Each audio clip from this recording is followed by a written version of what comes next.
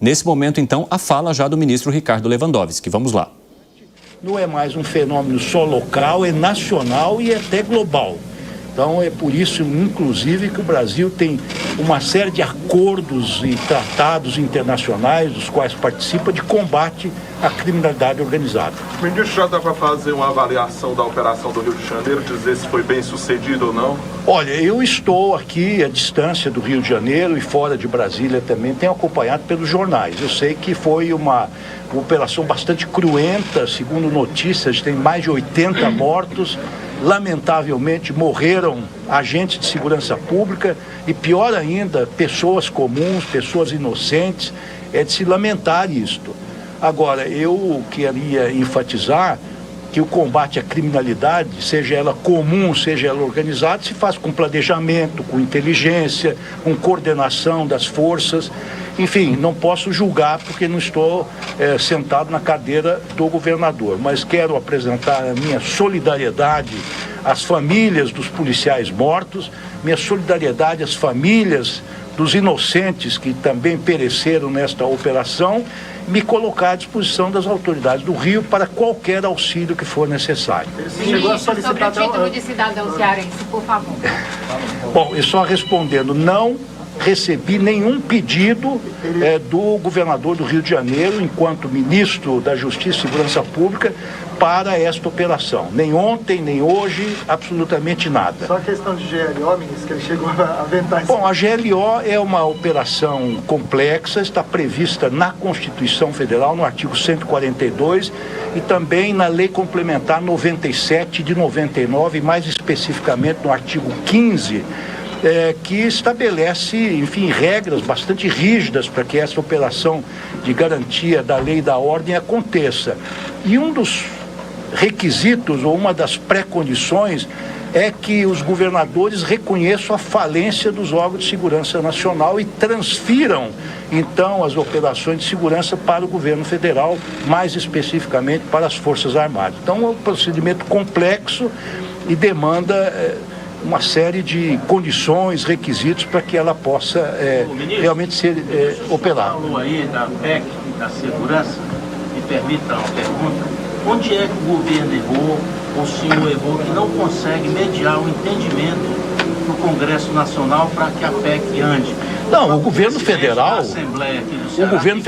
cumpriu com o seu dever, apresentou uma solução sistemática, holística, estruturante no que diz respeito à segurança pública, de acordo com o federalismo cooperativo que nós vivemos a partir de 1988. O nosso papel foi feito, isso está sendo debatido na Câmara dos Deputados. É claro que essa PEC pode ser melhorada e deverá ser melhorada pelos representantes dos cidadãos brasileiros no Congresso Nacional, já foi aprovado na Comissão de Constituição e Justiça da Câmara. Quer dizer, além desse projeto mais amplo, que é o projeto da PEC, nós estamos apresentando também, e já apresentamos alguns projetos para atacar certas questões de natureza pontual.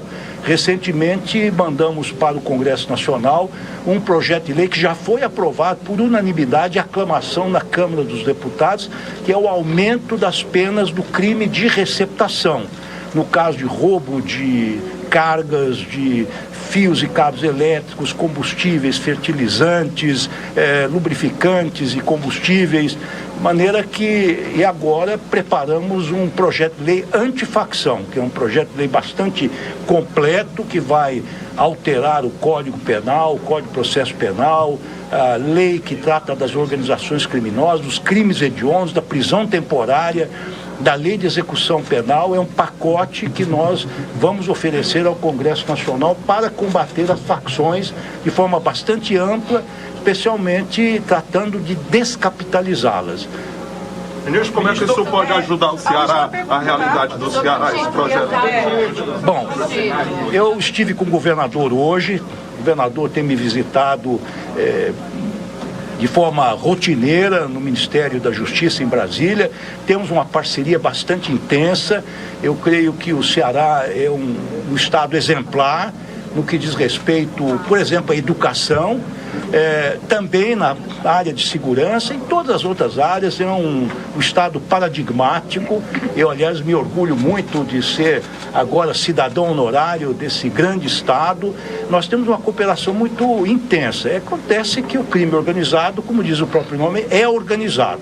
Mas eu tenho certeza, isto vai ocorrer, o Estado brasileiro, seja ele o Estado gênero ou os Estados membros da Federação, também haverão de se organizar e venceremos esse flagelo que não é só nacional, mas é global. Ministro, uma última pergunta sobre o projeto antifacção. Já existe uma previsão de quando ele vai ser apresentado no Congresso, para o Gramite seja votado? Bem, ele já está na Casa Civil, está sendo examinado pelos técnicos da Casa Civil. O presidente da República, como todos sabem, está no exterior, está na Malásia, deve voltar, creio que amanhã. Certamente vai se debruçar sobre esse projeto, ele que decide sobre a conveniência e oportunidade de mandá-lo para o Congresso Nacional. Mas o que eu posso garantir é que esse projeto foi muito bem estudado por todas as áreas do Ministério da Justiça e Segurança Pública, pela Polícia Federal, pela Polícia Rodoviária Federal, pela Polícia Penal Federal, pela Secretaria Nacional de Segurança Pública, enfim, pelo setor de combate às drogas. É um projeto que foi longamente debatido, está maduro, tecnicamente está muito bem estruturado e agora depende apenas, do presidente da República, que, claro, tem uma visão política sobre essa questão e resolverá quando é o melhor momento para ser submetido ao Parlamento brasileiro. Hoje é dia de festa, ministro Ricardo, hoje é dia de festa, isso agora cearense. A sua declaração para o povo do Ceará. Bom, eu quero dizer que eu estou extremamente honrado de ser cidadão honorário desse grande estado do Ceará. Eu tenho, além de uma grande admiração pelo povo cearense, eu tenho vínculos afetivos e familiares até, porque o pai da minha mulher e o avô dos meus filhos e de minha filha é cearense, da cidade de Pentecostes, da família Abreu. Portanto, para mim, é um dia de festa, estou muito feliz. Ministro, alguma opinião quem deve ser o indicado ao STF? Tem conversado com o presidente? O Lewandowski, que está na Assembleia Legislativa do Ceará, lá em Fortaleza, e por isso mencionou, inclusive, a distância física do Rio de Janeiro.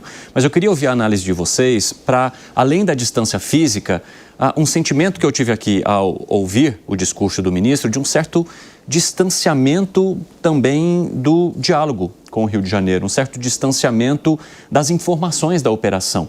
Me parece que fica bastante exposta a divisão de setores entre o governo federal e o governo estadual quando, num dia como esse, em que uma operação começa de manhã e a gente tem vários desdobramentos ao longo do dia, chegar agora às 4:30 da tarde e nessa coletiva de imprensa, o ministro não trazer informações precisas, inclusive trocando alguns números ali. Eu acho que ele até confundiu o número de mortes com o número total de pessoas presas e tal. Falou em mais de 80 mortes, isso pode acontecer porque há uma atualização, mas ainda, digamos assim, sem os números fechados e dizendo que não conversou com o governador do estado do Rio de Janeiro, que ainda está aguardando mais atualizações. Ok, há uma distância física, ele está lá no Ceará participando de um evento, recebeu homenagens, etc.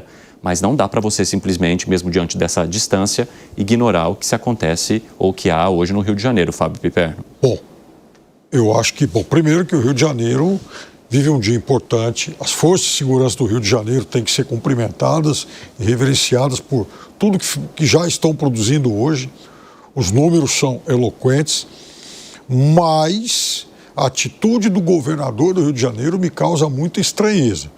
Então vamos comparar com algo ocorrido recentemente em São Paulo. Sim, sim. Operação Carbono Oculto. Houve intensa colaboração entre forças federais, Polícia Federal, Ministério Público e as forças de segurança aqui de São Paulo. Uhum. E o COAF, inclusive, desenvolveu uma participação muito importante municiando essas forças de dados. Exatamente. Então houve colaboração entre as forças federais e as estaduais. As duas partes reconheceram isso. Ora, se houve colaboração com as forças de São Paulo naquela mega operação, porque o governo federal não haveria de contribuir agora. E é isso que eu falo que fica exposto na fala do ministro. Ele diz, o governador, Cláudio Castro, não nos procurou, não pediu qualquer tipo de auxílio ao governo federal e o ministro também demonstra não saber todos os dados relacionados à operação. Ou seja, fica muito claro na fala dele que houve uma divisão, houve um muro ali construído entre o que foi definido no governo do estado do Rio de Janeiro e o governo federal, e o Rodrigo Viga está levantando a mão ali, e eu vou até passar para ele para que ele traga então um pouco de informação relacionada a isso. Fala, Rodrigo Viga. Completamente diferente. Eu vou divergir aqui com toda a vênia, como dizem os causídicos, os advogados, né, meu caro Cine, do Piperno. Enfim, isso eu faço com regularidade em relação ao Piperno, embora tenha ele aqui do meu lado esquerdo do peito, completamente diferente do Carbono Oculto. Carbono Oculto não deu um disparo, não teve um tiro. Era uma ação cirúrgica que brotou numa investigação de auditores da Receita Federal. Calma. Aí você fez cruzamento de dados, bateu na porta de muita gente de dinheiro, não teve que bater na porta de traficante que tinha fuzil e metralhadora na mão, onde o desgaste é muito maior.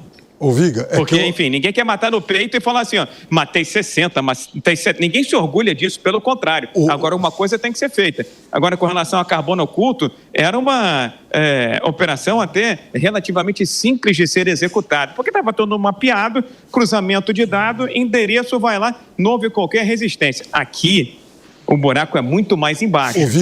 E a leitura que se vem do governo federal é que não há ajuda há algum tempo. Porque não está no topo das prioridades, não é algo que o governo federal quer assumir nesse momento, e foi dito hoje aqui, viu, Piperno, já te dando a palavra, é que para essa operação específica não foi pedido auxílio, não foi pedido ajuda, porque em outras 3 houve negativa. Então, se você já sabe qual é a resposta, não vai dar uma de bobo ou não vai dar uma de otário, vai em frente. Então, aí que está o negócio. Então, aí é o outro nó. Eu também ouvi, gente, hoje li e ouvi, enfim, informações do governo federal dizendo que, aliás, o próprio ministro Lewandowski falou sobre isso hoje pela manhã, que de 2023 para cá ocorreram 11 pedidos acatados, aceitos de envio de tropas da Força de Segurança Nacional. 11. Então, me causa muita estranheza o fato de que hoje pela manhã também o governador tenha dito que essa operação vem sendo preparada há 1 ano de forma sigilosa e sem que o Rio de Janeiro pedisse qualquer auxílio ao governo federal. Ele, hoje de manhã, foi muito claro em relação a isso. Falou, olha, a operação tem um ano e nós não somos... A investigação começou há 1 ano. Isso. A operação foi planejada há 40 dias. E com todo o respeito e o carinho que eu tenho pela Força Nacional de Segurança, nunca veio para cá para subir em favela. Não. Ninguém tem coragem. O que a Força Nacional de Segurança tem feito aqui, desde o ano passado no Rio de Janeiro, no governo atual, é o seguinte: está atuando em patrulhamento de estradas e rodovias para oxigenar, para dar fôlego, para dar oportunidade, para que os policiais rodoviários federais, que são aqui do Rio de Janeiro e conhecem melhor o modus operandi do crime organizado, possam atuar. Então, a Força Nacional de Segurança, todas as vezes que tentou entrar em favela e comunidade, infelizmente, a gente teve notícias de tragédia. Lembro até muito bem que infelizmente, entrou por acaso, por engano, durante a Olimpíada de 2016, numa comunidade da Zona Norte, e acabou perdendo a vida. Você lembra muito bem disso, Pepe? Ô, Viga, mas isso foi há 1 década. O que eu estou dizendo é o seguinte, 1 década atrás. Né? Então, o que aí, nesse caso que você está dizendo é o seguinte, que nem adianta enviar. Porque o governo federal, o ministro disse o seguinte, olha, atendemos a 11 pedidos. Agora, se o governador acha que não adianta realmente as forças de segurança contribuírem com esse processo, o que mais então ele pode querer? Se ele já está descartando. Equipamento, blindado, helicóptero, planejamento, inteligência, por que não, Pepiano? Mas ele pediu isso. Por que não contribuir com o planejamento, com a inteligência? E olha, eu não vejo nenhum problema numa união de força nesse sentido. Ou a gente vai deixar um monstro crescer a tal ponto de engolir a gente? O Viga, eu também acho que não há nenhum... Isso, veja, é condição sine qua non para que uma operação dessa seja bem sucedida. Tem que haver esse tipo de colaboração. Agora, o fato é que, se o governo não for muito claro naquilo que ele quer e no pedido que ele pretende fazer, aí também fica difícil, né? Eu estou até curioso para saber quais são esses 11 pedidos acatados pelo Ministério da Justiça, porque, salvo engano, a cada 45 dias ou a cada mês, esse pedido de permanência da Força Nacional de Segurança tem que ser renovado. Então, você pode ter certeza que dos 11, pelo menos metade é renovação desses pedidos de permanência, PPA. E olha, eu quero trazer também até uma percepção da nossa audiência sobre tudo isso que a gente está discutindo aqui, sobre essa divisão de responsabilidades ou talvez união, que é o Nego Carlos que mandou algo muito interessante. Evandro, boa tarde. Qual é a melhor reação do governo? Se age, é considerado capitalizar politicamente. Se não reage, os traficantes avançam cada dia mais. Eu acho que, Alangani, começa pelo fato de que, ao longo das últimas décadas, houve muita fala política, sim, sobre segurança pública, mas pouca estruturação em termos de projeto de longo prazo que contemplasse o ataque a essas facções. Pelo contrário, né? O discurso político não impede que as facções continuem crescendo e não à toa a gente vê o que acontece no Rio de Janeiro e em outras regiões do país. Então, seria um projeto de Estado e não de governo. Exatamente. E a fala agora do ministro Lewandowski, que fica muito claro que é uma fala absolutamente política, descolada da realidade, né? Até com problemas ali relacionados a números, e aí dizendo que estava muito feliz pelas condolências do Ceará, tudo bem, né? Mas não era o momento, era o momento para chamar para si também essa responsabilidade. E ele, sem dúvida alguma, Evandro, é um excelente jurista, mas não é um especialista em segurança pública. Então, o que a gente precisa no atual momento? Primeiro, o que deu certo com a experiência internacional? Então, pega lá o caso clássico de Honduras. Vamos lá, vamos entender o que eles fizeram para reduzir a criminalidade. Que não seja Honduras, que seja países asiáticos, que seja o próprio Estados Unidos ou experiências europeias. O que foi feito, Evandro, nas grandes capitais, como um projeto de Estado e que vai perdurar por gerações para a redução da criminalidade? A gente não tem esse tipo de discussão no Brasil. Essa discussão dela não é nem incipiente, ela nem acontece. Então é claro que vai ficar uma briga política, um culpando o outro, enquanto isso a população paga a conta e paga com vidas. Fala, Zé Maria Trindade. É impossível que o ministro da Justiça, diante do aparato de informação que ele tem, né, do Serviço de Inteligência, não tenha conhecimento do que iria acontecer, qual era o planejamento no Rio de Janeiro e depois o que aconteceu. Eu não acredito, né? Com o aparato da Polícia Federal, do próprio Ministério da Justiça, que tem uma equipe de inteligência, né, de uma operação desse tamanho, que ele não tenha conhecimento. E o ministro da Justiça foi para as câmaras dizer, olha, eu vi pelos jornais, eu ouvi, né, ouvi dizer que aconteceu isso, que aconteceu aquilo. Olha, não é possível que não houve uma interlocução. No Rio de Janeiro existe a Superintendência da Polícia Federal, forte, que é a representação do Ministério da Justiça. A segurança pública se faz com a integração de município, Estado e União. Não adianta um lado só atacar. Essa disputa política está chegando a pontos assim exagerados. Primeiro, no ponto econômico, né? Uma disputa de governo contra governo na área econômica é danosa demais, muito danosa. Então, assim, não dá para continuar uma disputa assim. É preciso que governadores se entendam com o governo federal e com o governo municipal a bem da população. Não pode um governo federal, porque tem indisposição com o governador, sacrificar os habitantes, sacrificar a paz de um município ou de um estado. Não é crível que o ministro da Justiça, Ricardo Lewandowski, não tivesse conhecimento de tudo detalhadamente que estava acontecendo no Rio de Janeiro e até com muita antecedência. Porque imagine se fosse um movimento contra o governo federal, ele não saberia? Quer dizer, pegaria de surpresa o governo federal? É claro que ele sabia, mas quer dizer, este é um problema do governo do Rio de Janeiro. Por aqui o debate político é esse, de que o governador do Rio de Janeiro está tentando jogar para a União problemas que é do Rio de Janeiro. Segurança pública tem que ser dividida, tem que ser compartilhada.